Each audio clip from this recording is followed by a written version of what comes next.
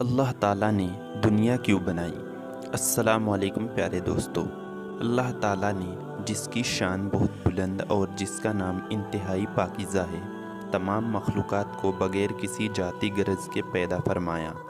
مخلوقات کو پیدا کرنے میں اس کی کوئی غرض شامل نہیں، محض اپنے فضل و مہربانی سے اس نے کائنات ارض و سماوات کو وجود بخشا اور پھر ان میں سے کچھ مخلوقات کو مکلف ٹھہراتے ہوئے اچھے اور برے کی تمیز سکھائی اور ان سے اپنی عبادت اور فرما برداری کا امتحان بھی لیا، تاکہ ان میں سے جو عبادت اور اطاعت میں کامیاب ہو اس کی حمد و پاس بجا لائے تو اللہ ان پر نعمتوں کا اضافہ کرے، ان پر اپنے فضل و احسان کی زیادتی فرمائے اور نوازشات عطا فرمائے۔ اللہ تعالیٰ قرآن کریم کی سورہ ذریات میں ارشاد فرماتا ہے، میں نے جن اور انسانوں کو اس کے سوا کسی کام کے لیے پیدا نہیں کیا کہ وہ میری بندگی کرے۔ میں ان سے کوئی رزق نہیں چاہتا اور نہ ہی یہ چاہتا ہوں کہ وہ مجھے کھلائے۔ اللہ تو خود ہی رازق ہے، بڑی قوت والا اور زبردست۔ پیارے دوستو، ان تمام مخلوقات کو پیدا کرنے کے باوجود اس کی سلطنت اور بادشاہی میں ذرہ برابر بھی اضافہ نہیں ہوا، اور وہ ان سب کو نیست و نابود کر دے تب بھی اس کی سلطنت اور بادشاہی میں بال برابر بھی کمی نہیں آئے گی، اس لیے کہ تغیرات احوال اس پر اثر انداز نہیں ہوتے، خوشیوں غمی کی کیفیت اس پر اثر انداز نہیں ہوتی، گردشیاں اس کے زمانے حکومت میں کمی نہیں کر سکتی، کیونکہ وہ خود ہی زمانہ ہے اور ہر طرح کی گردش فلک کا مالک خالق ہے۔ اس کے فضل احسان اور نوازشات سے سبھی مستفید ہوتے ہیں۔ اللہ تعالیٰ نے لوگوں کو سننے کے لیے کان، دیکھنے کے لیے آنکھ اور سوجھ بوجھ کے لیے قلب سے نوازا اور انہیں عقل سلیم کے قیمتی سرمایہ سے نوازا، جس کے ذریعے وہ حق اور باطل کے درمیان تمیز کرتے اور نفع نقصان کو پہچانتے ہیں۔ اللہ تعالیٰ نے انسانوں کے لیے زمین کو بچھایا تاکہ وہ اس کے صاف اور واضح راستوں پر چلے، آسمان کو محفوظ چھت بنایا اور اسے انتہائی بلند کیا، اور پھر اس میں سے موسلادھار بارش برسائی اور ایک مقرر مقدار میں رزق اتارا، اور اپنی مخلوق کے فائدے کے لیے چاند سورج کو آگے پیچھے دوڑایا، جس کے نتیجے میں دن اور رات نمودار ہوتے ہیں۔ اس نے رات کو لوگوں کے لیے لباس بنایا اور دن کو معاش حصول کا ذریعہ بنایا۔ چاند اور سورج کا یہ طلوع غروب ہونا اور یہ دن کا آنا جانا اللہ تعالیٰ کا اپنے بندوں پر احسان عظیم ہے۔ اللہ تعالیٰ قرآن مجید کی سورہ بنی اسرائیل میں ارشاد فرماتا ہے، دیکھو ہم نے رات اور دن کو دو نشانیاں بنائی ہیں، رات کی نشانی کو ہم نے بے نور بنایا اور دن کی نشانی کو روشن کر دیا، تاکہ تم اپنے رب کا فضل تلاش کر سکو اور ماہ سال کا حساب معلوم کر سکو۔ اس طرح ہم نے چیز چیز کو الگ الگ مطمئن کر کے رکھا ہے۔ پیارے دوستو، زمین آسمان کے بنانے کے حوالے سے قرآن کریم میں متعدد جگہوں پر ارشاد موجود ہے۔ آئیے چند صورتوں میں زمین آسمان کی پیدائش کے حوالے سے جائزہ لیتے ہیں۔ قرآن کریم کی سورہ ہود میں ارشاد ہوتا ہے، اور وہی تو ہے جس نے آسمانوں اور زمین کو 6 دن میں بنایا، اور اس وقت اس کا عرش پانی پر تھا۔ تمہارے پیدا کرنے سے مقصود یہ ہے کہ وہ تم کو آزمائے کہ تم میں عمل کے لحاظ سے کون بہتر ہے، اور اگر تم کہو کہ تم لوگ مرنے کے بعد زندہ کر کے اٹھائے جاؤ گے تو کافر کہہ دیں گے کہ یہ تو کھلا جادو ہے۔ سورہ فرقان میں ارشاد ربانی ہے، جس نے آسمان اور زمین کو اور جو کچھ ان دونوں کے درمیان ہے 6 دن میں پیدا کیا، پھر عرش پر جا ٹھہرا۔ وہ جس کا نام رحمان یعنی بڑا مہربان ہے، تو اس کا حال کسی باخبر سے دریافت کر لو۔ سورہ سجدہ میں ارشاد ہوتا ہے، خدا ہی تو ہے جس نے آسمان اور زمین کو اور جو چیزیں ان دونوں میں ہیں سب کو 6 دن میں پیدا کیا، پھر عرش پر جا ٹھہرا۔ اس کے سوا نہ تمہارا کوئی دوست ہے اور نہ سفارش کرنے والا۔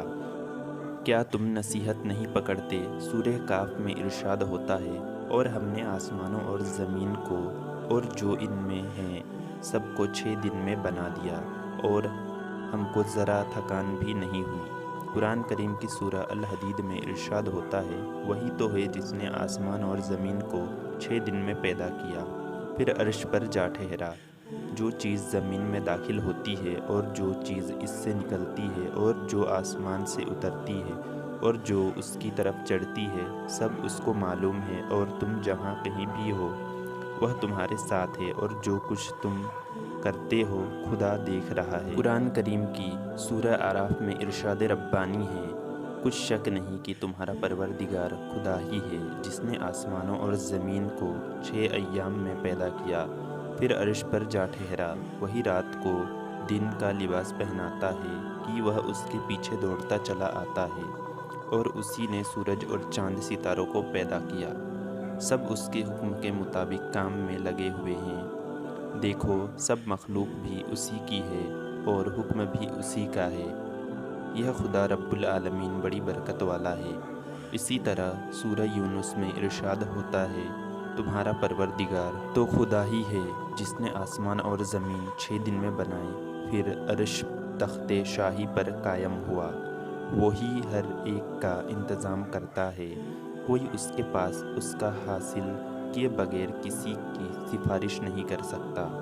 یہی خدا تمہارا پروردگار ہے تو اسی کی عبادت کرو، بھلا تم غور کیوں نہیں کرتے۔ اسی طرح سورہ فضلت میں ارشاد ہوتا ہے، کہو کیا تم اس سے انکار کرتے ہو جس نے زمین کو 2 دن میں پیدا کیا اور اس کا مد مقابل بناتے ہو، وہی تو سارے جہان کا مالک ہے، اور اسی نے زمین میں اس کے اوپر پہاڑ بنائے اور زمین میں برکت رکھی اور اس میں سب سامان معیشت مقرر کیا 4 دن میں، اور تمام طلبگاروں کے لیے یکساں پھر آسمان کی طرف متوجہ ہوا اور وہ دھواں تھا، تو اس نے اس سے اور زمین سے فرمایا کہ دونوں آؤ، خوشی سے خواہ نہ خوشی سے۔ انہوں نے کہا کہ ہم خوشی سے آتے ہیں۔ پھر 2 دن میں 7 آسمان بنائے اور ہر آسمان میں اس کا حکم بھیجا، اور ہم نے آسمان نے دنیا کو چراغوں سے مزین کیا اور محفوظ رکھا۔ یہ زبردست اور خبردار کے مقرر کیے ہوئے اندازے ہیں۔ دوستو، قرآن کریم کی جتنی بھی آیت میں زمین آسمان کو تخلیق کرنے کی کل مدت اللہ تعالیٰ نے بیان کی ہے، وہ 6 دن ہی ہے جس کی مثال ہم نے اوپر پیش کی، مگر سورہ فصلت میں اللہ نے زمین آسمان کی پیدائش کو 2 ایام اور ان میں موجود باقی تمام چیزوں کی پیدائش کے 4 ایام کو الگ الگ بیان کیا، جس پر ملحدین کا اعتراض یہ ہے کہ اگر ان کو ٹوٹل کیا جائے تو 8 دن بنتے ہیں، حالانکہ یہ محض ایک غلط فہمی ہے جو کچھ چیزوں کا علم نہ رکھنے کی وجہ سے پیدا ہوئی ہے۔ سورہ یاسین میں اللہ تعالیٰ ارشاد فرماتا ہے کہ اس کی شان یہ ہے کہ جب وہ کسی چیز کا ارادہ کرتا ہے تو اس سے فرما دیتا ہے کہ ہو جا تو وہ ہو جاتی ہے۔ دوستو، قرآن کے مختلف مقامات میں بیان کیا گیا ہے کہ زمین اور آسمان کو 6 دنوں میں پیدا کیا گیا۔ یہاں ان کی تفصیل بیان کی جا رہی ہے کہ کس چیز کے بننے میں کتنے دن صرف ہوئے۔ زمین بننے میں 2 دن، آسمان بننے میں 2 دن، جبکہ زمین پر سارے لاوجمع پیدا کرنے میں 2 دن لگے۔ واضح رہے کہ یہاں پر خدائی دنوں کی بات کی جا رہی، دنیا میں دن کا مطلب 24 گھنٹے، مگر سورہ حج آیت 47 میں فرمایا گیا ہے، تیرے رب کے یہاں ایک دن 1000 سال کے برابر ہے، جبکہ سورہ معارج کی آیت نمبر 4 میں فرما دیا کہ فرشتے اور جبرائیل اس کی طرف ایک دن میں چلتے ہیں جس کی مقدار 50,000 سال ہے۔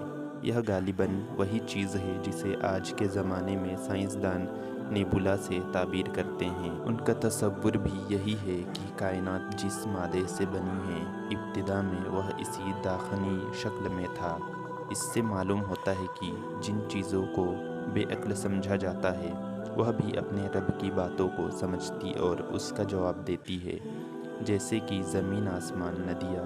آسمان و زمین اگرچہ وجود میں آ چکے تھے، لیکن ابھی محض ہیولا تھے، لہٰذا ان کو بھی آخری صورت دے کر پوری کائنات کو پایا تک میل تک پہنچا دیا۔ لہٰذا ہم کہہ سکتے ہیں کہ یہ کائنات کتنی صدیوں میں پایا تک میل کو پہنچی، یہ صرف اور صرف اللہ ہی بہتر جانتا ہے۔